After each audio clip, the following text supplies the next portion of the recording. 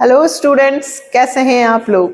आज हम लोग क्लास 12th में बिजनेस स्टडी का चैप्टर 3 बिजनेस एनवायरनमेंट कर रहे हैं। पूरा चैप्टर एक ही वीडियो में। ऐसा क्यों? ऐसा इसलिए क्योंकि कुछ स्टूडेंट्स कह रहे हैं कि मैम हम लोगों के टेस्ट आ रहे हैं, यूटी आ रहा है, पीटी आ रहा है और टेस्ट एग्जाम्स भी आ रही हैं, तो आप जल्दी से पूरा चैप्टर फिनिश कर दो, 3rd और 4th। तो मेरी कोशिश ये है कि ये वीडियो में चैप्टर 3rd और नेक्स्ट वीडियो में चैप्टर 4th दोनों कंप्लीट कर दिए जाएं, 3rd और 4th। 3rd बिजनेस एनवायरनमेंट और 4th प्लानिंग, है ना। तो 2 दिन अकाउंट्स को स्टॉप, नेशनल इनकम को स्टॉप करके हम लोग बिजनेस स्टडी में चैप्टर 3rd और 4th कर लेते हैं। फिर वापस से नेशनल इनकम, हो सकता है नेशनल इनकम के वीडियोस बन भी जाएं, बट पहली प्रायोरिटी है आप चैप्टर 3rd और चैप्टर 4 बिजनेस में, ठीक है। तो इससे आपका टेस्ट जो है वो अच्छे से जा सकेगा और एग्जाम की भी तैयारी हो पाएगी। तो करें स्टार्ट, वन शॉट पूरा चैप्टर एक ही बार में, बिजनेस एनवायरनमेंट। चलिए, सबसे पहले बिजनेस का मतलब। बिजनेस का क्या मतलब होता है भाई? बिजनेस का मतलब होता है गुड्स एंड सर्विसेज का ट्रांजैक्शंस करना, एक्सचेंज करना, माल खरीदना, माल बेचना, सर्विस देना, यही होता है। और इसको जितना भी आसपास का वातावरण, सराउंडिंग नेचर हमारे बिजनेस को यदि प्रभावित करता है, इम्पैक्ट करता है, तो उसे कहते हैं बिजनेस एनवायरनमेंट। सबसे सिंपल चैप्टर है पूरे बिजनेस स्टडीज में, सबसे सिंपल चैप्टर है 3rd, क्योंकि सभी को समझ में आता है कि बिजनेस को हर एक चीज इंपैक्ट करती है। यदि मान लीजिए कि हमारा स्वास्थ्य खराब हो जाए तो उससे फर्क पड़ता है हमारे बिजनेस को। हाँ, वैसे ही ये तो इंटरनल हुआ। यदि मान लीजिए हमारे जस्ट पास में, है ना, एक होटल है और यदि वो रोज अपना बचा हुआ खाना बाहर फेंकते हैं तो उससे हमारे यहाँ आने वाले कस्टमर्स को फर्क पड़ता है? बिल्कुल पड़ता है। तो ये बाहरी वातावरण, एटमॉस्फेयर हमारे बिजनेस को इम्पैक्ट डालता है। अभी टीचर्स डे आएगा, तो टीचर्स डे पर आने से केक की सेल्स बढ़ जाती है ना। उस दिन टीचर्स को बहुत पेन्स और गिफ्ट्स मिलते हैं। तो फेस्टिवल्स तो दिवाली, होली, दशहरा ये तो होते ही हैं, लेकिन अब फादर्स डे, मदर्स डे, है ना, ये सारे डे पे भी केक बिक्री बढ़ती है। मतलब हमारे आसपास की हर वो चीज जिससे बिजनेस पे इम्पैक्ट पड़ता है वो क्या कहलाता है? Business environment. अब यदि हम बुक से देखें कि बिजनेस एनवायरनमेंट की डेफिनेशन क्या है, तो देखो, business environment refers two forces, factor, individual and institution which are outside the control of business enterprise but these may affect its performance। business environment क्या है? फोर्सेस हैं। 2 तरह की फोर्सेस होती हैं, एक जनरल फोर्सेस और एक स्पेसिफिक फोर्सेस। फोर्सेस मतलब फैक्टर्स, इंडिविजुअल, इंस्टीट्यूशन, हर वो चीज जो हमारे वर्ल्ड में आउटसाइड है, जो हमारे बिजनेस को कंट्रोल करती है, जिससे हमारा परफॉर्मेंस बिजनेस का पॉजिटिव में आगे भी बढ़ सकता है और नेगेटिव में पीछे भी जा सकता है ना। जैसे कि कोविड आया, इससे हमारा बिजनेस थोड़ा सा रुका, बट कोविड ने हमें बहुत सारी चीजें सिखाई, है ना। ऑनलाइन कोचिंग्स और अभी जो डिजिटल हम लोग पेमेंट करते हैं, डीमोनेटाइजेशन हुआ, जिससे अब हम लोग पैसों को सेव करके नहीं रखते बल्कि बैंक में रखते हैं। पैसे गाड़ गाड़ कर घड़ों में रखना या बिस्तरों में छुपाना, ब्लैक मार्केटिंग जो होती थी वो सब बंद हो गई। ये सब चीजें हम यहाँ पढ़ेंगे। कहने का मतलब ये है कि बिजनेस फोर्सेस, फैक्टर्स, इंस्टीट्यूशन, हर वो चीज जो हमारे बिजनेस को कंट्रोल करती है वो क्या कहलाता है? Business environment. बिजनेस एनवायरनमेंट में सबसे पहले the economic, social, political, technological, legal and other forces which operate outside, है ना। ये सारे एनवायरनमेंट है। इकोनॉमिक, गवर्नमेंट जो रूल्स बनाती है, रेगुलेशन बनाती हैं, सोशल, सामाजिक, पॉलिटिकल, सरकार, ये सारे चीजें हमारे बिजनेस को इम्पैक्ट डालती हैं। the individual consumers or competing enterprise as well as the government, consumer groups, competitor, court, media and other institution working outside an enterprise constitute its specific environment. हर ये चीज, चाहे आप कोर्ट बोले, मीडिया बोले, competitors हैं, consumer का group है, ये सारे लोग भी हमारे बिजनेस को इम्पैक्ट डालते हैं।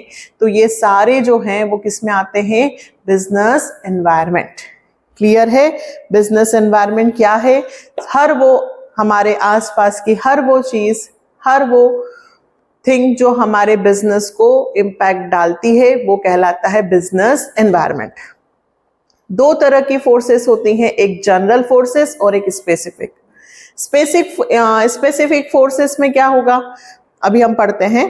पहले मैं आपको इसके फीचर्स के बारे में बताती हूँ, उसी में डिटेल में है। तो हमारा बिजनेस एनवायरनमेंट का मीनिंग हो गया। अब हम बात करते हैं बिजनेस एनवायरनमेंट के features, characteristics and nature.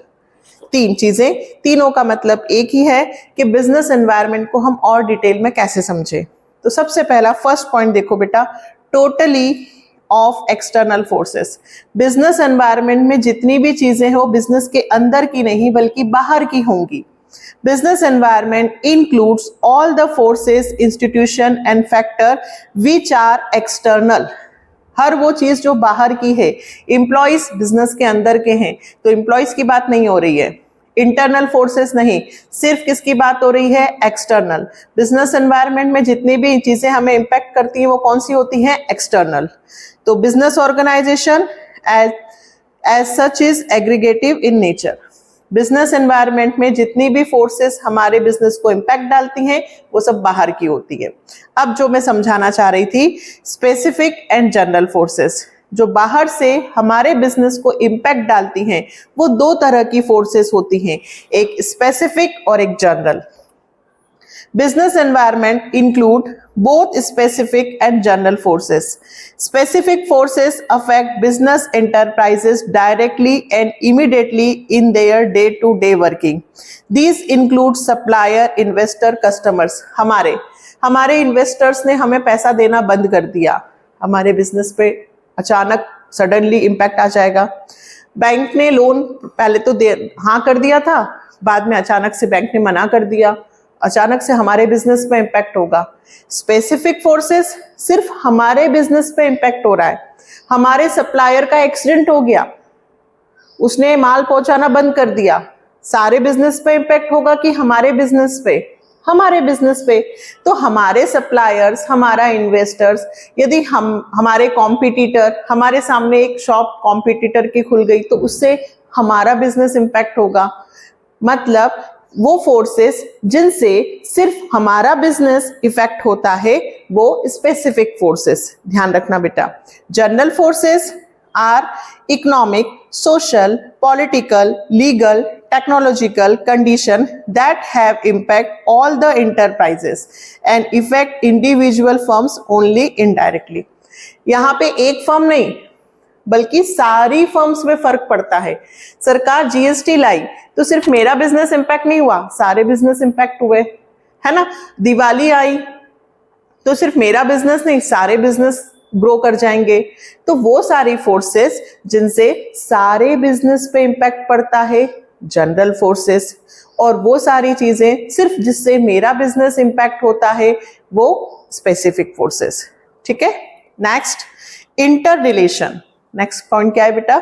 Inter relation. All the forces and factor of business environment are inter related to each other. जितने भी फोर्सेस हैं उनसे सिर्फ एक चीज नहीं बल्कि सारी चीजें प्रभावित होती हैं। कैसे? For example, with inclination of youth towards western culture, the demand for fast food is increasing. देखिए हमारा यूथ किस तरफ जा रहा है आजकल? वेस्टर्न ड्रेसेस चाहिए, वेस्टर्न एसेसरीज चाहिए, तो वेस्टर्न फूड चाहिए, पिज्जा हो गया, बर्गर हो गया, ये सब चीजें हमें चाहिए। इससे हमारी धीरे धीरे हेल्थ पे भी फर्क पड़ रहा है। अब लोगों को समझ में आने लगा है तो वो फिर वापस से ऑर्गेनिक फार्मिंग की तरफ जा रहे हैं, है ना। और हेल्थ कुकिंग ऑयल चेंज करना और हेल्थ कॉन्शियस होने के लिए आंवले का जूस पीना और ये सब चीजें, एलोवेरा खाना, इस तरफ वापस डाइवर्ट हो रहे हैं। मतलब पहले युद्ध तो उधर जा रहा है, कहाँ, वेस्टर्न, और फिर जब उन्हें समझ में आ रहा है कि भाई इससे नुकसान हो रहा है पिज्जा बर्गर से, तो फिर वो इस तरफ डाइवर्ट हो रहा है। मतलब सारी एक दूसरे से लिंक है ना। एक हम फैशन चेंज हो गया तो फैशन से सिर्फ केवल एक चीज नहीं बल्कि बहुत सारी अलग अलग चीजों पे फर्क पड़ता है ना। नेक्स्ट पॉइंट, अनसर्टेनिटी, अनिश्चितता। It is very difficult to predict the changes of business environment as environment it's changing very fast.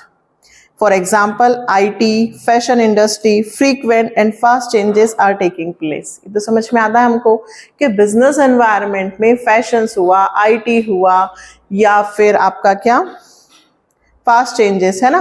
Fashion सबसे ज्यादा है, टेक्नोलॉजी है, आज ये टेक्नोलॉजी के मोबाइल आए, कल दूसरे आ गए, तो भाई हमें प्रेडिक्ट करना ही मुश्किल होता है कि कल क्या होगा, what is happen in future, future में क्या कल होने वाला है, इसके बारे में पता लगाना बहुत मुश्किल है।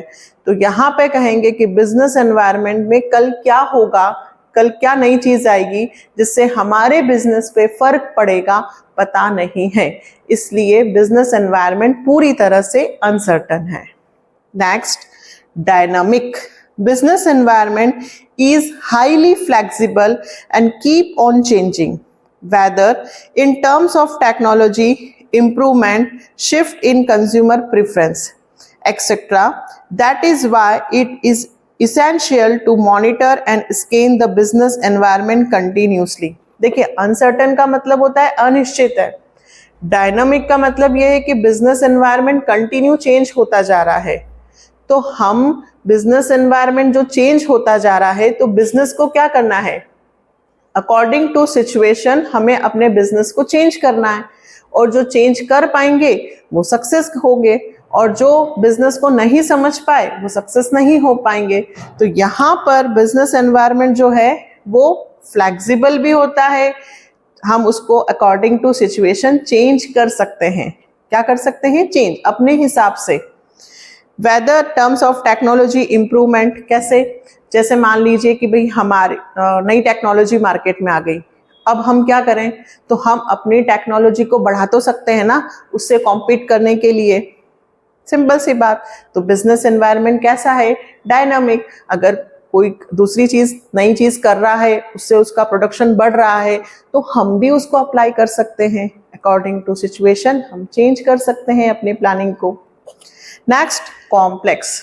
अब अनसर्टन है, डायनामिक है, तो कठिन तो होगा, है ना। क्या, it is very difficult to understand the impact of business environment on the companies. Companies में क्या हो रहा है, बिजनेस एनवायरनमेंट कैसे चेंज हो रहा है, इसको प्रेडिक्ट करना बहुत डिफिकल्ट भी होता है। Although it is easy to scan the environment, but it is very difficult to know how these changes will influence business decision. देखिए, ये तो हमें पता है कि भाई बिजनेस एनवायरनमेंट चेंज हो रहा है, या ये नया टेक्नोलॉजी आ गई है, या नया रूल आ गया है, तो हमारा बिजनेस इम्पैक्ट होगा। बट कितना इम्पैक्ट होगा, इससे क्या प्रॉब्लम आएगी, और इस प्रॉब्लम का सॉल्यूशन क्या होगा, ये हमें ढूंढने में बहुत प्रॉब्लम आती है। इसलिए बिजनेस एनवायरनमेंट को समझा तो जा सकता है, बट उससे कितना इम्पैक्ट होगा और इस प्रॉब्लम से हम कैसे सॉल्यूशन निकालेंगे, ये थोड़ा सा टफ पार्ट होता है। Next, relativity.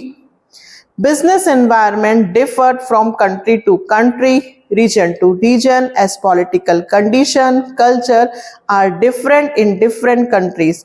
For example, there may be more demanded for sarees in India as compared to USA. ये तो आपको समझ में आ ही गया, है ना।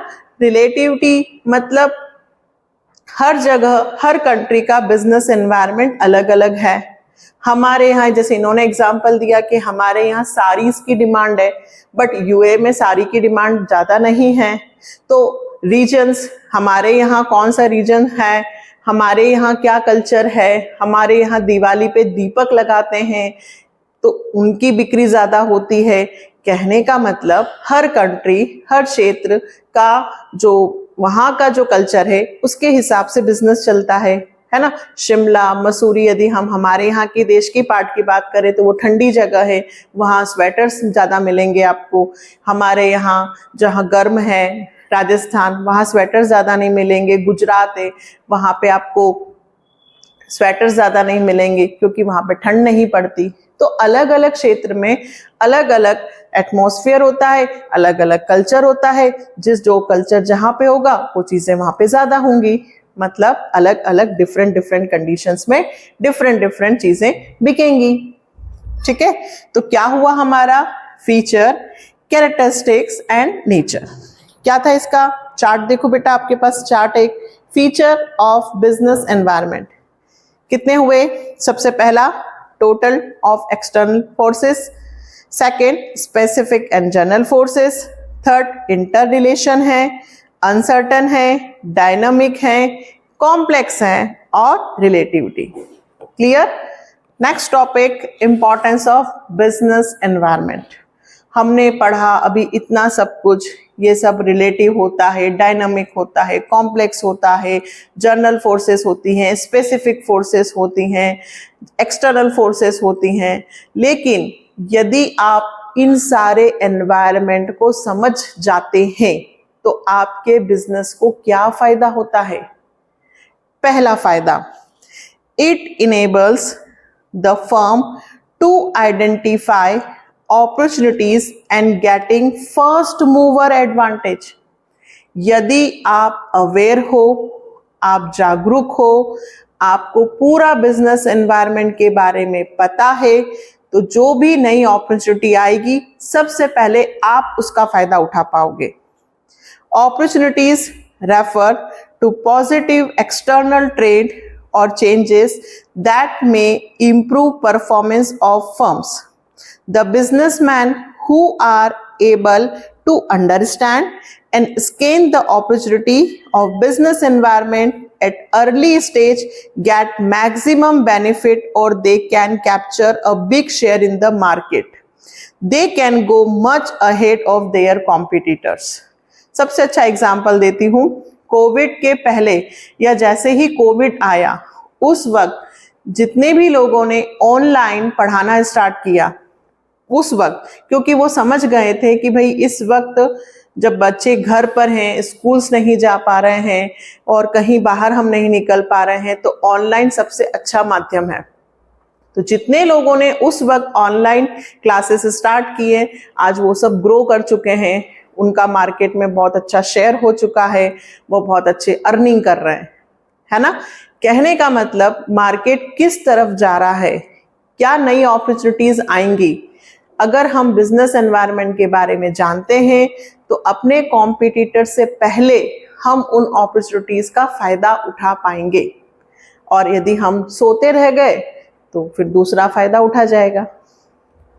Next, it help the firm to identify the threat and early warning signal. Threat मतलब होता है कि भाई हमें पता चल जाए कि क्या नेगेटिव इम्पैक्ट आने वाला है, या इससे हमें पहले से ही पता चल जाता है कि भाई ये बता देता है वार्निंग सिग्नल कि ऐसा होने वाला है, आप बच जाओ, अगले महीने बहुत बारिश होने वाली है और उस बारिश में आपका ट्रांसपोर्ट बिल्कुल बंद हो जाएगा। ये आपको पहले से वार्निंग सिग्नल मिल गया। क्यों? क्योंकि आप बिजनेस के पूरे एनवायरनमेंट से पहले से जागरूक हैं। आपको पता चल गया कि नेक्स्ट मंथ जीएसटी में रेट बढ़ने वाले हैं, तो हो सकता है आप अभी पूरा स्टॉक जो आपका खाली है उसको भर लें। तो ये पहले से हमें वार्निंग सिग्नल्स पता चल जाते हैं यदि हम बिजनेस एनवायरनमेंट के बारे में पहले से जानते हैं तो।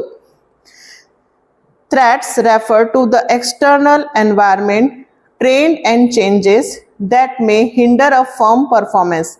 The businessman who are able to scan, देखिए वो बिजनेसमैन जो एबल है कि बिजनेस में क्या हो रहा है, स्कैन कर पा रहा है वो सारी चीजों को, understand the business environment on time, get a warning signal to deal with the constants और the negative policies of business environment.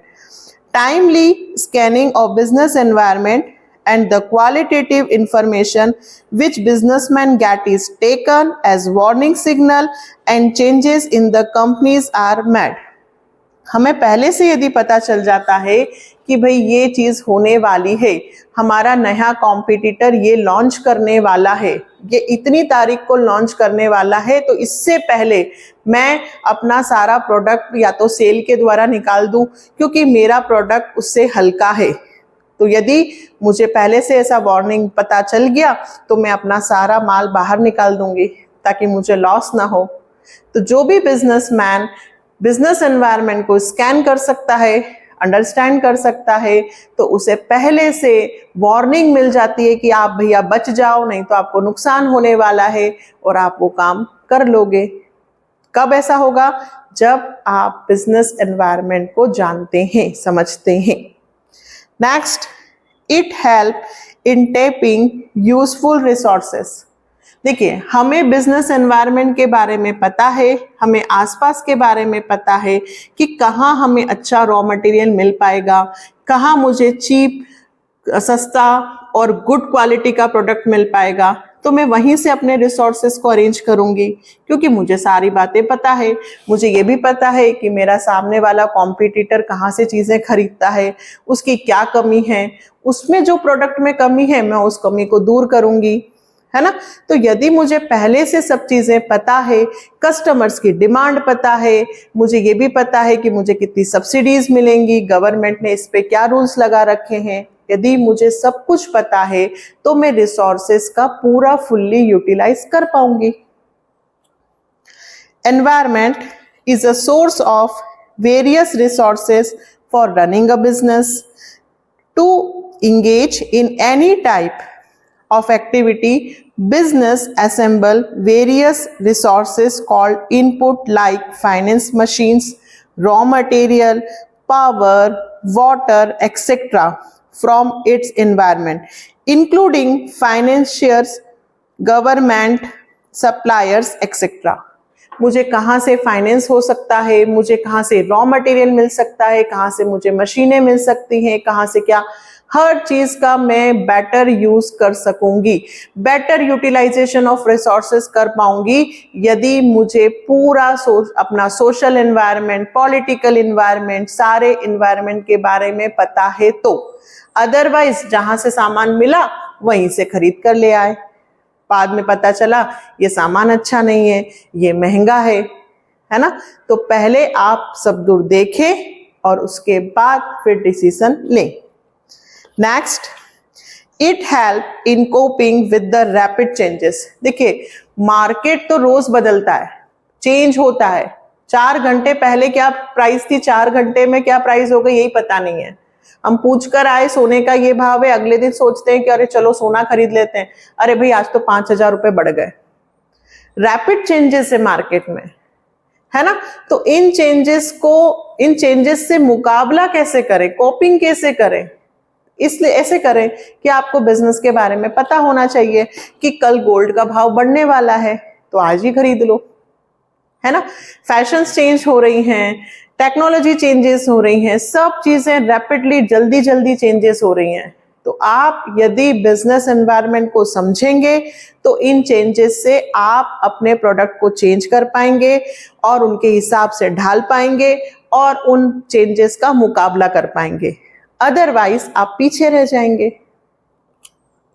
Today changes are taking place very fast and these changes have great impact on business. Turbulent market condition, less brand loyalty division, subdivision of market, more demanding customers, rapid changes in technology, intense global competition are just few example of changes in today's environment. Share market बहुत जल्दी ऊपर नीचे होता है, turbulent market। आपका brand हुआ, आज brand ये चल रहा है, कल दूसरा। आपके जितने भी कस्टमर्स हैं, डिमांडिंग टेक्नोलॉजी, ग्लोबल कंपटीशन, बाहर से हम जो चीज़ बना रहे हैं उससे ज़्यादा सस्ती बाहर से कोई चीज़ आ गई तो हमारे कस्टमर्स उधर डाइवर्ट हो जाएंगे। ये सारी जो चीज़ें हैं ये बहुत जल्दी हमारे बिजनेस को इम्पैक्ट करती है। इसलिए इन पे से यदि हमें कह सकते हैं कि मुकाबला करना हो, इनसे हमें आगे निकलना हो, इन्हें यदि हमें हराना है, इन सारी चीज़ों को, तो हमें बिजनेस एनवायरनमेंट के बारे में पूरी जानकारी होनी चाहिए। और यदि हम बिजनेस एनवायरनमेंट के बारे में जानकारी रखते हैं तो इन सारी चीज़ों से हम लड़ सकते हैं। Next, it helps in assisting in planning and policy making.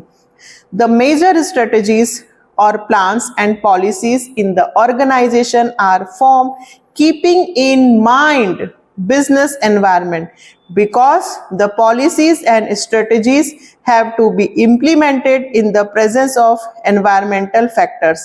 जितनी भी हम पॉलिसीज बनाते हैं, प्लानिंग बनाते हैं, वो बिजनेस एनवायरनमेंट को ध्यान में रखकर ही बनाई जाती है।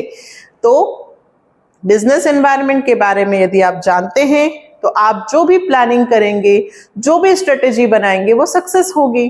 क्यों? क्योंकि आपने सारे बाहर के फैक्टर्स को ध्यान में रखकर प्लानिंग की है।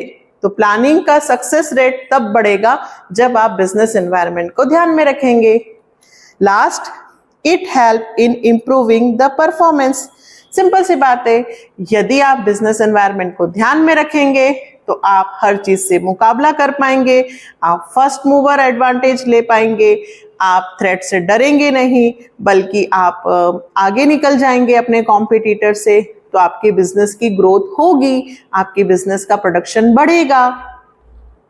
Many studies reveal that the future of the enterprises are closely bound up with what is happening in the environment, and the enterprise that continuously monitor their environment and adapt suitable business plan are the one which not only improve their present performance but also continues to succeed in market for a long period। ये आप लिखिए बिल्कुल कि यदि आप market के business environment को scan कर पाए, अंडरस्टैंड कर पाए, एडप्ट कर पाए, तो सिर्फ केवल आपकी प्रेजेंट की ही मार्केट कंडीशन ग्रोथ नहीं करेगी, बल्कि आप लंबी रेस के घोड़े बन पाएंगे, लॉन्ग पीरियड तक आप मार्केट में टिक पाएंगे यदि आपने क्या समझा हो, बिजनेस एनवायरनमेंट को।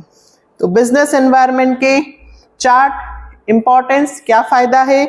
फर्स्ट, हम अपॉर्चुनिटीज को पहचान कर फर्स्ट मूवर सबसे पहले एडवांटेजेस ले सकते हैं। हमें पहले से ही पता चल जाता है कि क्या होने वाला है, हमें पहले से वार्निंग सिग्नल्स मिल जाते हैं, हम रिसोर्सेज का पूरा यूज कर पाते हैं, हम रैपिड चेंजेस से लड़ पाते हैं, हमारी पॉलिसीज प्लानिंग हम अच्छे से बना सकते हैं, स्ट्रेटेजी बना सकते हैं, और हमारा परफॉर्मेंस बढ़ जाता है। क्यों? क्योंकि हमने बिजनेस एनवायरनमेंट को समझा है।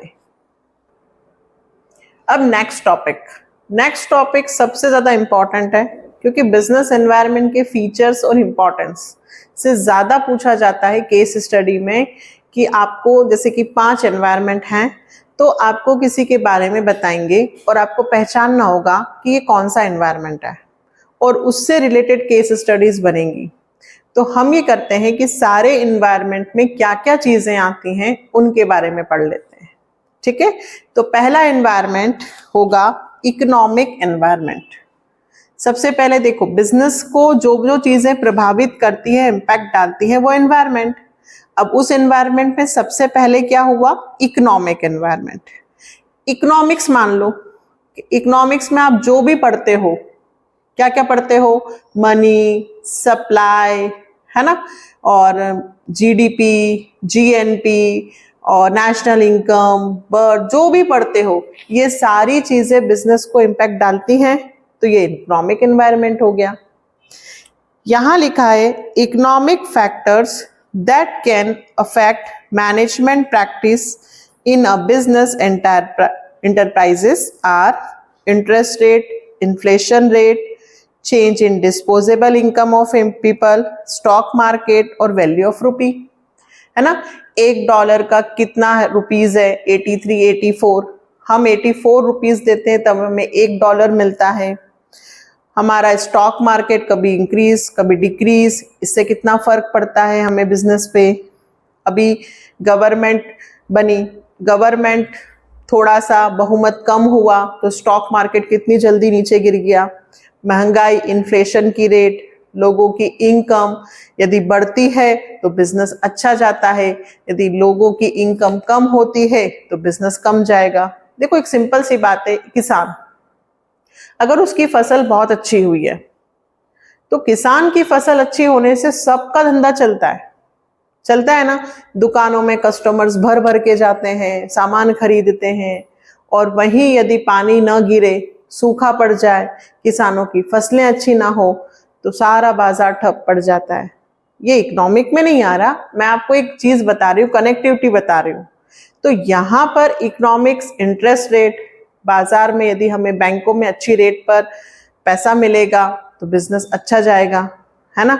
और ज्यादा इंटरेस्ट रेट ले रही है बैंक, लोन नहीं प्रोवाइड कर रही है, तो फिर बिजनेस। कहने का मतलब इकोनॉमिक्स से रिलेटेड जो चीजें हैं जिनसे हमारे बिजनेस पे इम्पैक्ट पड़ता है वो इकोनॉमिक एनवायरनमेंट। इकोनॉमिक एनवायरनमेंट में क्या कंपोनेंट्स आ रहे हैं इनके बारे में पढ़ते हैं। देखो इधर, role of private sector and public sector. Private sectors जैसे कि बैंक, पब्लिक, गवर्नमेंट से अब प्राइवेट होने जा रही है, इससे कितनी सारी बैंकें अब प्राइवेट हो गई हैं। पहले रोडों पर रोड पे जो अपन टोल टैक्स देते थे, है ना, तो पहले ये सड़कें कौन बनाती थी? सरकार। अब ये टोल टैक्स वाले बनाते हैं कि इतना इतना इनका है। तो इन सब चीजों से बिजनेस पे भी इम्पैक्ट पड़ा है। Growth of GDP, GNP, per capita income, लोगों की ग्रोथ, इनकम बढ़ेगी तो बिजनेस भी अच्छा ग्रो करेगा। लोगों की इनकम नहीं बढ़ेगी तो लोग मार्केट में सामान नहीं खरीदेंगे तो business come. Rate of saving, investment, volume of export of a different item, balance of payment, change in foreign exchange reserve, import, export। यदि हमारा एक्सपोर्ट ज्यादा होगा तो हमारा बिजनेस, देश भी ग्रो करेगा और हमारे यहाँ के बिजनेस भी ग्रो करेंगे। क्यों? क्योंकि हम अपनी चीजों को बनाकर विदेशों में बेच रहे हैं। हमें फॉरेन करेंसीज, यदि हमारी वैल्यू बढ़ेगी, करेंसी की वैल्यू 84 की जगह अगर 70 आएगा, 60 आएगा रुपीस और $1, तो हमारे देश की ग्रोथ हो रही है, तो हमारे बिजनेस भी फूलेंगे। सिंपल सी बात है। इकोनॉमिक्स से रिलेटेड चीजें, एग्रीकल्चर, इंडस्ट्रियल प्रोडक्ट्स ट्रेंड, यदि सरकार हमारी एग्रीकल्चर पे ध्यान देती है, उनको फैसिलिटीज देती हैं, एग्रीकल्चर प्रोडक्ट्स का ज़्यादा एक्सपोर्ट होता है तो लोग ज़्यादा खेती करेंगे। Money supply in economic, public debt, plant outlay in private and public outlay. कितने शॉप्स हैं जो कहते हैं गवर्नमेंट या रूल्स बनाए कि भाई आप ये सामान बेचेंगे तो आपको इतनी सब्सिडी मिलेंगी, तो लोग वहाँ से सामान खरीदते हैं। तो ये सारी चीज़ें इकोनॉमिक एनवायरनमेंट में आ रही हैं। मनी की सप्लाई ज़्यादा हो रही है तो बिजनेस में इम्पैक्ट होगा, मनी की सप्लाई कम हो गई तो बिजनेस में इम्पैक्ट कम होगा। सारी चीज़ें, ये क्या है? Economic environment. ये नाम आपको याद होने चाहिए। इन नामों में से कहीं भी आपको लगता है कि public sector, private sector, money, GDP, BOP, balance of payment, foreign exchange, ये सब कुछ भी यदि आता है तो ये सारा कौन सा एनवायरनमेंट है? Economic environment. कौन सा एनवायरनमेंट है? इकोनॉमिक। देखिए एक छोटा सा एग्जांपल और देती हूँ। ये चीजें आपको जब और अच्छी समझ में आएंगी जब आप इकोनॉमिक्स पूरा पढ़ लेंगे। देखिए, यदि मान लीजिए हमारे यहाँ फॉरेन करेंसीज, मान लीजिए डॉलर जो 84 का है, ठीक है, यदि वो डॉलर, मतलब अभी हमारी करेंसी की वैल्यू क्या है? डेप्रिशिएट है। अप्रिशिएट नहीं बोलेंगे, क्या बोलेंगे? डेप्रिशिएट। हम 80 रुपये, 85 रुपये देते हैं, तब हमें क्या मिलता है? $1। ठीक है, तो बाहर के लोगों को इंडिया में घूमना सस्ता पड़ता है ना, वो $1 देते हैं और उनको सीधे 85, 90 रुपीस मिल जाते हैं। तो बाहर के लोग हमारे यहाँ आते हैं और हमारे यहाँ खूब सारी शॉपिंग वॉपिंग करके जाते हैं, है ना। कहने का मतलब उन्हें हमारे यहाँ सस्ता पड़ता है और हम वहां जाते हैं तो कर पाते हैं क्या? नहीं, क्योंकि हमें महंगा पड़ता है। तो ये सारी चीजें बिजनेस को इम्पैक्ट डालती हैं, बिल्कुल डालती हैं। तो ये कौन सा इन्वायरमेंट हुआ? इकोनॉमिक। ठीक है। Second environment social. सोशल तो बहुत आसानी से समझ में आता है। Social environment of business includes social factor like customs, tradition, value, social trend, society expectation from business. Custom and tradition define social practice that have been lasted for decades or even centuries. For example, the celebration of Diwali, Eid, Christmas, Guru पर्व etc. जो पर्व होता है उस वक्त जो सामान चलता है उसका बिजनेस उस वक्त उठ जाता है. दिवाली आती है, कपड़े, क्रैकर्स, पटाखे, है ना, और दिए, इनके बिजनेस सब उठ जाते हैं. तो जिस वक्त सोशल वैल्यूज हैं कि भाई जो फेस्टिवल आएगा उस वक्त एकदम से मार्केट ग्रो कर जाता है. Values refers to concept that society hold on high esteem. In India, individual freedom, social justice, equality of opportunities and national integration are example of value. Value refers to concept, है ना.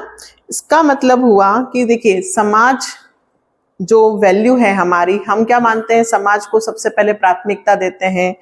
हम लोग मानते हैं कि भाई फ्रीडम से हम अपना काम कर पाएं. हम चाहते हैं कि सबको इक्वलिटी से देखा जाए, हमारे साथ भेदभाव नहीं किया जाए, है ना. तो ये सारी जो चीज़ें होती हैं ये भी बिजनेस को इम्पैक्ट डालती हैं.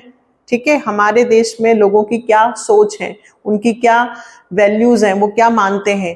तो हमारे देश में लोगों को, हम जैसे यहाँ लिखा है इन्होंने एग्जाम्पल में, in business terms, these values translate into freedom of choice in the market, business responsibilities towards the society and non-discriminatory employment practices etc. हम ये मान के चलते हैं हमारे बिजनेस में कि भाई हर एक व्यक्ति को अपने हिसाब से बिजनेस चॉइस करने की स्वतंत्रता है. उसकी जो मर्जी पड़े वो काम कर सकता है. उसकी हम ये मानते हैं कि भाई जितने भी सोसाइटी में बिजनेस हैं उनकी सामाजिक रिस्पॉन्सिबिलिटी है, सोशल रिस्पॉन्सिबिलिटी है. जैसे मैंने अभी स्टार्टिंग में कहा था कि हमारे पास में एक होटल है ना, वो अपना सड़ा हुआ खाना बाहर फेंक देते हैं, तो उनसे हमारे बिजनेस को भी इम्पैक्ट पड़ता है. कस्टमर्स को आने में, जब वो आते हैं तो नाक पर हाथ रख कर आते हैं, बदबू आ रही है, उससे मच्छर भी होते हैं और उससे हेल्थ इश्यूज भी आते हैं. तो कहने का मतलब ये है कि हमारे यहाँ ये जो वैल्यूज़ हैं, है ना, हम ये मानते हैं कि भाई उसको अपना सामान यहाँ नहीं खराब बाकी बाहर फेंकना चाहिए. उसको अपने जितने भी एम्प्लॉयज़ हैं उनसे अच्छे से बात करना चाहिए, उनको रोजगार सबको देना चाहिए, भेदभाव नहीं करना चाहिए, जाति के हिसाब से, कास्ट के हिसाब से भेदभाव नहीं करना चाहिए. ये ऐसी हमारी मान्यताएं हैं, सामाजिक मान्यताएं हैं, वैल्यूज़ हैं. और ये सब चीज़ें बिजनेस को इम्पैक्ट डालती हैं ना, बिल्कुल डालती हैं. तो ये सोशल एनवायरनमेंट में आया. लिखना सिर्फ इतना है, वैल्यूज. हमारी क्या वैल्यूज है कि हम ये मानते हैं कि भाई हर एक व्यक्ति को अपने हिसाब से बिजनेस करने की स्वतंत्रता है, उसको समान अपॉर्चुनिटीज मिलनी चाहिए, और ये सब चीजें भी बिजनेस को इम्पैक्ट डालती हैं. Next, social trend present various opportunities and threat to business enterprises. For example, the health and fitness trend has become popular. These has created demand for product like organic food, diet, soft drink, food supplement, gym, mineral water etc. तो मैंने starting में ही बताया था आपको कि आजकल लोग health से बहुत ज़्यादा उसकी तरफ झुकाव है ना, डरते हैं लोग, वो अपने हेल्थ की तरफ कॉन्शियस हो रहे हैं. इसलिए ऑर्गेनिक फूड, जिम जाना, मिनरल वाटर, कहीं से भी पानी नहीं पीते हैं, और आंवला, वही चीज़ें, है ना, जूस, इनका यूज़ ज़्यादा करते हैं. तो ये सारे ट्रेंड होने से इनकी बिजनेस ग्रो कर रहे हैं. हम क्या पढ़ रहे हैं, सोशल एनवायरनमेंट. क्या पढ़ रहे हैं बेटा हम, सोशल एनवायरनमेंट. तो देखिए, फेस्टिवल्स हमारे बिजनेस को इम्पैक्ट करते हैं, हमारी मान्यताएं, हमारी वैल्यूज हमारे बिजनेस को इम्पैक्ट करती हैं. और सोशल ट्रेंड, किस चीज का ट्रेंड चल रहा है, जिम, तो जिम बहुत खुल रहे हैं, है ना. योग, तो योग बहुत हो रहे हैं हर जगह, जहाँ पर आप मेडिटेशन कर सकते हो. आजकल लोग सॉफ्ट ड्रिंक की जगह जूस पीना पसंद करते हैं फ्रेश, तो फ्रेश जूस ज़्यादा बिक रहे हैं. सिंपल सी बात, सामाजिक वातावरण किस तरीके से हमारे बिजनेस को इम्पैक्ट करता है. इसके कंटेंट्स पढ़ लो, जल्दी से देखो, वही सब चीज़ें वापस से. Demand for reservation in jobs for minority and women, demand for equal status of women by paying equal wages for male and female workers, demand for automatic machines and luxury items in middle class families, the social movement to improve the education level of girl child, health and fitness trend has become popular, change in quality of life, importance or place of women in workforce, birth and death rate and population, attitude of customers towards innovation lifestyle, education literacy rate, tradition custom habit, है ना। देखिए औरतों को, women's को, है ना, equality से देखा जाए, उनके लिए रिजर्वेशन होना, ऑटोमेटिक मशीन्स बनाना, लग्जरी आइटम्स मिडिल क्लास के लिए भी बनाना, health, fitness, change in quality, लोगों का जीवन स्तर कैसे बदला जाए, लोगों का जीवन स्तर किस तरफ उनका फैशन जा रहा है, ये सब चीजें क्या करती हैं, बिजनेस को इम्पैक्ट डालती हैं, है ना। मनुष्य, मेल और फीमेल को समान मजदूरी मिले, तो भाई अब जो काम हम 1000 रुपए में पहले जेंट्स से कराते थे, अब वो लेडीज से हमें करवाना है, हमको इक्वल दोनों को अपॉर्चुनिटीज देनी है। तो ये सारी चीजें भी बिजनेस को फर्क डालती हैं, इम्पैक्ट डालती हैं। तो ये सब कौन सा वातावरण है, सामाजिक, सोशल। पॉपुलेशन, बर्थ रेट दिन पर दिन बढ़ता जा रहा है, इससे भी बिजनेस पे इम्पैक्ट होता है। एजुकेशन बढ़ रहा है, गर्ल चाइल्ड की तरफ हम लोग जा रहे हैं कि हर एक लड़की को शिक्षा मिले, तो इस तरफ भी ये सोशल मूवमेंट है ना। तो इससे भी हमारे बिजनेस को इम्पैक्ट पड़ता है। क्यों भाई, जितने ज़्यादा लोग पढ़ेंगे, एजुकेटेड होंगे, उतने ही स्कूल्स खुलेंगे, उतनी ही स्टेशनरी की शॉप्स खुलेंगी, उतना ही ट्रांसपोर्ट चलेगा। तो कहीं ना कहीं ये सब सामाजिक, सोशल जो वैल्यूज हैं, ये हमारे बिजनेस को इम्पैक्ट डालती हैं। Next, political.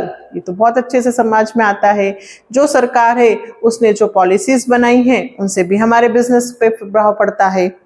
Political environment include political conditions such as general stability and peace in the country. अगर हमारी सरकार बहुमत वाली है, अच्छी है, तो हमारे देश में शांति होगी, इससे स्टेबिलिटी आएगी। और यदि सरकार डामाडोल स्थिति में है तो इन्फ्लेशन, महंगाई बढ़ेगी। Specific attitude of government representative hold towards business. फिर कंपोनेंट ऑफ पॉलिटिकल एनवायरनमेंट से ही आपको समझ में आ जाएगा। देखो, स्वच्छ भारत अभियान started by BJP government. BJP government ने स्वच्छता भारत अभियान स्टार्ट किया था। इससे कितने ही लोगों को रोजगार मिला। गाड़ी आती है, गाड़ी चलाने के लिए ड्राइवर, एक कचरा उठाने के लिए, साफ सफाई रोडों पे रहने लगी, हेल्थ इश्यूज कम हुए, है ना। तो पॉजिटिव इम्पैक्ट भी आया है। Skill India movement started by BJP government. Political stability encourages business enterprises to invest in long term project। देखिए, अगर सरकार स्टेबल है तो लोग ऐसा इन्वेस्ट करेंगे, क्योंकि उन्हें पता है मार्केट में ग्रो होगी, मार्केट, शेयर मार्केट उठेगा, तो लोगों जो इन्वेस्ट करेंगे, फंड में जो पैसा करेंगे, उन्हें रिटर्न अच्छा मिलेगा, तो इन्वेस्टमेंट बढ़ेगा।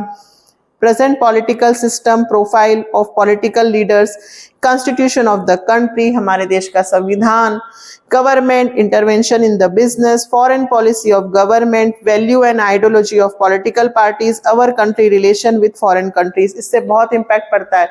कुछ इलिटरेट लोग होते हैं, हमारे प्रधानमंत्री तो कभी यहाँ घूम रहे, कभी वहां घूम रहे, तो देश में ही नहीं रहते।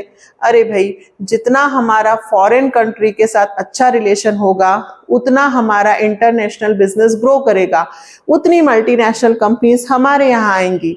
अगर मल्टीनेशनल कंपनीज हमारे यहाँ आएंगी तो हमारे यहाँ लोगों को ज्यादा से ज्यादा रोजगार मिलेगा। हमारी मेन समस्या क्या है, पॉपुलेशन, अनएम्प्लॉयमेंट। तो यदि पॉलिटिकल पार्टीज हमारी स्टेबल होगी, हमारे दूसरे देशों के साथ अच्छे संबंध होंगे, तो उसका सीधा सीधा बेनिफिट हम लोगों को मिलेगा, हमारे बिजनेस पे पड़ेगा। ये है political environment. Next, legal environment, सरकार की नीतियां, administration. The management of every business enterprise has to obey the law of land. हर बिजनेस को ये जरूरी है कि जो बिजनेस से रिलेटेड रूल्स, रेगुलेशन, लेजिस्लेटिव बनाए गए हैं, वो सबको पालन करना है। Therefore, it is essential for every business enterprise to have adequate knowledge of rules and regulation framed by government। सरकार ने बिजनेस करने से रिलेटेड जो भी रूल्स बनाए हैं, रेगुलेशन बनाए हैं, उन सबको हमें पालन करना है। उन रूल्स का हमारे बिजनेस पे इम्पैक्ट पड़ता है। Legal environment include various laws and legislative administrative order issued by government authorities, court judgment, the decision rendered by various commission and agencies at every level of the government, center, state, local. देखिए business से related rules बनाए गए हैं, regulation बनाए गए कि आपको ये बिजनेस करना है, आपको ये लाइसेंस लेना पड़ेगा, आप ये बिजनेस करना चाहते हैं, आपको इतने एरिया में करना होगा, आपको ये रूल्स करने होंगे, आपको ये पॉलिसीज अपनानी होंगी। तो इससे आपके बिजनेस पे इम्पैक्ट पड़ता है ना। कैसे? देखो, the advertisement on alcoholic product is prohibited. जितने भी अल्कोहल से रिलेटेड हैं, क्या अगर आप अल्कोहल बेच रहे हो तो उससे रिलेटेड जो एडवर्टाइजमेंट है पहले खुलेआम होते थे, बट अब उन पे सरकार ने रोक लगा दी है कि खुलेआम अल्कोहल से रिलेटेड कोई भी एडवर्टाइजमेंट नहीं किया जा सकता। इससे बिजनेस पे इम्पैक्ट पड़ा। Advertisement including packet of cigarette carry the statutory warning cigarette smoking is injurious to health. Cigarette, तंबाकू, ये सब चीजें जब बेची जाती है टोबैको, तो सरकार ने नियम बनाया है कि आपको पैकेट पे ही लिखना होगा कि ये जानलेवा है, और वहां पे फोटोज भी लगाए जाते हैं बिल्कुल कैंसर्स के कि भाई इससे आपकी हेल्थ पर गलत असर होगा। तो सरकार ने नियम बनाया है कि यदि आप तंबाकू से रिलेटेड, धूम्रपान, स्मोकिंग से रिलेटेड कोई भी चीज बेच रहे हैं तो आपको फ्रंट पे लिखना होगा कि इट इज इंजurious फॉर हेल्थ। तो ये रूल्स बनाया है। अब अगर अपन कोई चीज बेच रहे हैं और उस पे ऐसा लिख कर बेचेंगे कि ये हानिकारक है, तो लोग उसको कम खरीदेंगे ना, तो इससे बिजनेस पे इम्पैक्ट पड़ रहा है। Next, advertisement as a baby food must necessary inform the potential buyers that mother milk is the best milk. इन्होंने कहा कि भाई आप बेबी फूड, सैरेलैक या जो भी चीज़ें आप बेच रहे हो, तो आपको वहाँ पे लिखना होगा कि बेबी के लिए मदर का मिल्क सबसे अच्छा है। ये डब्बे वाले जो दूध बिक रहे हैं या जो ये 6 महीने के, 4 महीने के बच्चे को सैरेलैक खिलाया जा रहा है, ये उनके लिए अच्छा नहीं है। ऐसा आपको लिख कर बेचना है।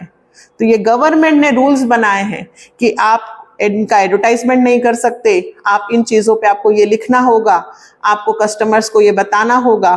तो अगर हम ऐसी चीज़ें बेचेंगे तो उनसे हमें बेचने पे इफेक्ट आएगा ना, क्योंकि अगर हम ये बोल कर बेचेंगे कि भाई ये गलत है तो लोग खरीदेंगे क्या। तो कहने का मतलब लीगल एनवायरनमेंट भी बिजनेस को इम्पैक्ट डालता है। लीगल एनवायरनमेंट मतलब गवर्नमेंट ने रूल्स बनाए हैं कि बिजनेस करते वक्त, इन चीजों को बेचते वक्त आपको ये रूल्स फॉलो करने होंगे। Last, technological environment.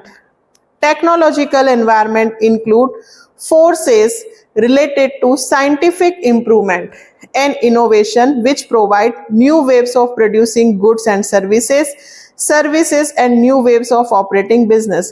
भैया इम्प्रूवमेंट हो गया है। भाई पहले के जमाने में फोटो कॉपी नहीं होती थी, या पहले अपन हाथ से कार्बन पे, वो याद हो आपको, तो हम लोगों के टाइम पे जैसे हमें कुछ उतारना होता था, बिल बनाना होता तो नीचे एक ऐसे कार्बन कॉपी रखते थे। आजकल कुछ नहीं होता, आजकल फोटो कॉपीज। पहले के ज़माने में हमें बैंक में पैसे जमा करने जाता हो तो लंबी लाइनों में लगना होता था। आजकल एनईएफटी चलता है, भाई कहीं भी ट्रांसफ़र करना हो। टेक्नोलॉजी से कितना इन बिजनेस पे इम्पैक्ट पड़ा है, चीज़ें इम्प्रूवमेंट हो गई है। पहले हम क्या करते थे और आज हम क्या कर रहे हैं, ये है टेक्नोलॉजिकल एनवायरनमेंट। पढ़ें कैसे। Companies have started using new waves of advertising such as CD-ROMs, computerized information, kiosk, internet due to technological advancement are computers and electronic। कितने कंप्यूटर्स आ गए हैं, इलेक्ट्रॉनिक चीज़ें आ गई हैं। पहले वो सब चीज़ें हाथ से मैनुअल होती थी, आजकल सब कंप्यूटराइज्ड होती हैं। रॉबोट आने लग गए हैं, एआई इंटेलिजेंसी आ गई है, भाई आप उसमें डालो वो सब कुछ बना देगा। तो मेन पावर धीरे धीरे खत्म हो रही है। Technology, online sale of grocery item, घर बैठे आप सब्जियां खरीद लो। Online booking of air ticket, movie ticket, not only booking but also you can see your seat number. आपको विंडो सीट चाहिए, कौन सी सीट खाली है, थिएटर में पिक्चर देखने जाना है, कौन सी सीट पे बैठना है, कितनी अवेलेबल है, सब कुछ पता चलता है। Due to technological Advancement, customer can compare the fare prices of various airline, hotel, select the most economical. कहाँ घूमने जाना है, कौन सी होटल कितने में पड़ रही है, कितने दिन का टूर है, सब कुछ पहले से पता चल जाता है. Continuing innovation in different scientific and engineering field such as laser, robotic, biotechnological, food, preservative, medicines, shift from vacuum tube to microchips, shift from typewriter to word processor, shift from carbon paper to photocopy, various innovation, invention, scientific improvement, development in IT sector, technological advantages in computer, import, export technology, online booking of ticket, train, ये सारी चीजें अब technology से ही हुई हैं. इन technology के change होने से हमारा बिजनेस दोगुना चुगना बढ़ा है, आगे बढ़ा है. बड़ा है ना. घर बैठे हम लोगों को कभी भी कुछ प्लान करना हो, घर बैठे ही हम सब चीजें सर्च कर लेते हैं. तो ये सारी टेक्नोलॉजी के चेंज होने से हमारा बिजनेस और ग्रो कर रहा है दिन पर दिन. तो ये कौन सा एनवायरनमेंट है? टेक्नोलॉजिकल. तो कितने एनवायरनमेंट हुए बेटा? 5. सबसे पहले हमने क्या पढ़ा था? Economic environment. सेकंड पे हमने क्या पढ़ा था? इकोनॉमिक के बाद सोशल एनवायरनमेंट. फिर हमने पढ़ा था पॉलिटिकल, चार्ट देखो, फिर लीगल और टेक्नोलॉजिकल. आपको सिर्फ इनके अंदर क्या आता है ये पता होना चाहिए. इकोनॉमी में सारे इकोनॉमिक से रिलेटेड, सोशल समाज से रिलेटेड, पॉलिटिकल में सारी उनकी स्वच्छता अभियान, ये चीजें है ना, सरकार से रिलेटेड, लीगल एनवायरनमेंट में जो बिजनेस से रिलेटेड रूल्स रेगुलेशन, और टेक्नोलॉजी जो ये, इनके बारे में कंटेंट यदि हमें पता होंगे तो हम लिख पाएंगे. लास्ट टॉपिक छोटा सा बच रहा है, डीमोनेटाइजेशन. पूरा चैप्टर खत्म हो जाएगा. डीमोनेटाइजेशन क्या हुआ था? नोटबंदी. याद है? November 8, 2016 was the day when 500 and 1000 denomination note were withdrawn from circulation. आज से 500 और 1000 के नोट बंद कर दिए गए हैं, ऐसा हमारे पीएम ने दिया था. It resulted in withdrawal of 86% currency in circulation. People were advised go to the bank to replace old note with new currency in a limit. है ना? 86% करेंसीज हमारी से इफेक्ट हुई थी और लोगों को क्या बोला गया था कि आप अपने बैंक में जाइए और आप 500 और 1000 के नोट जमा कीजिए और उसके बदले में दूसरे नोट ले लीजिए, न्यू करेंसी. ऐसा क्यों किया था सरकार ने ये नोटबंदी? क्योंकि लोगों ने भर भर के 500 1000 के नोट दीवालों के अंदर, है ना, पिक्चर्स भी बनी हुई जिसमें बताया गया है ब्लैक मनी, काला पैसा. बच्चे बोलते हैं मैम ये काला होता है.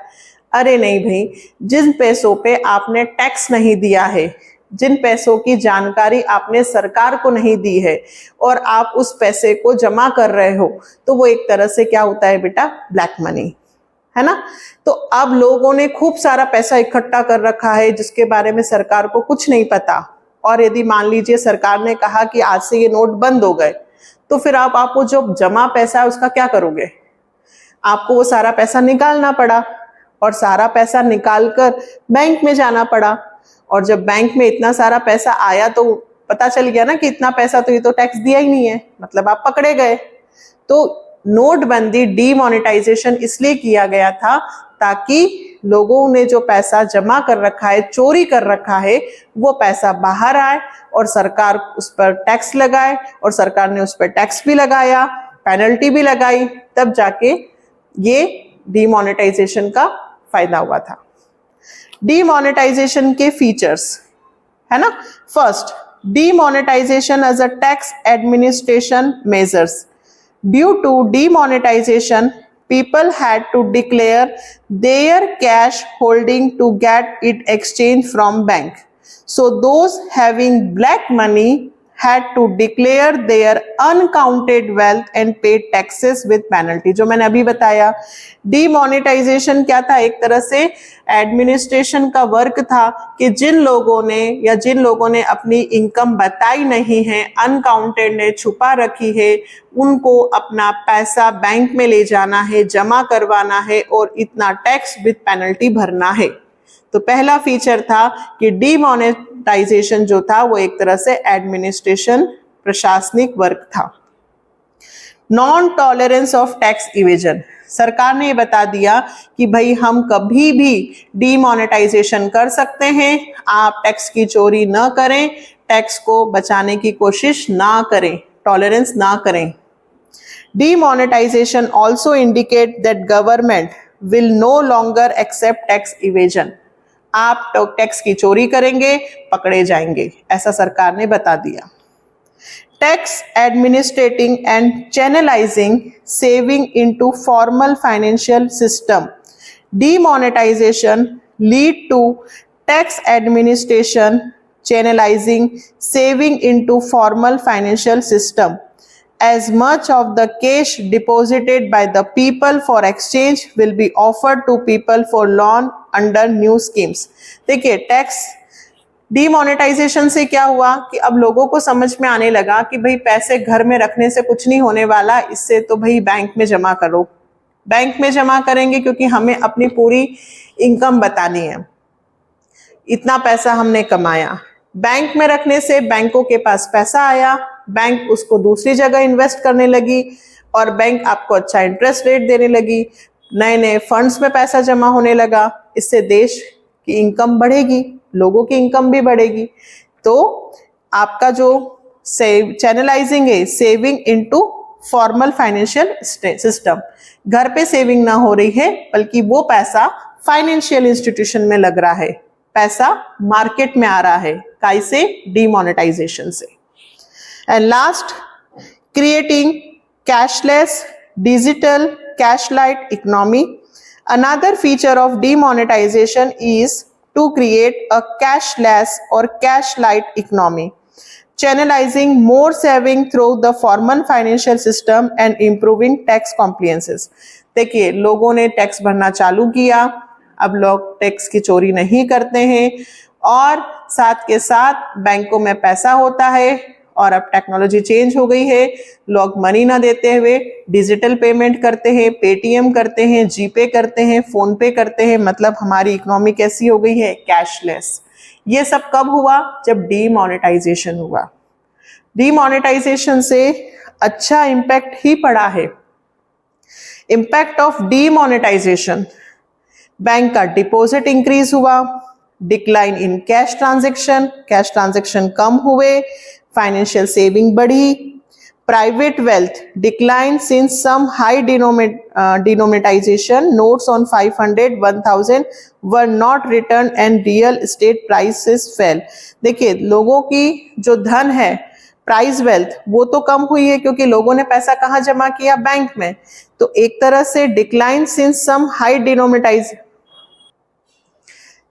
प्राइवेट वेल्थ, तो जब डीमोनेटाइज हुआ था, 500 और 1000 रुपए के नोट बंद हुए थे, तो उस वक्त रियल एस्टेट की जो कीमतें थी वो कम हो गई थी। पब्लिक सेक्टर वेल्थ, पब्लिक के सेक्टर, गवर्नमेंट की प्रॉपर्टीज पे कोई फर्क नहीं पड़ा था उनके धन पे।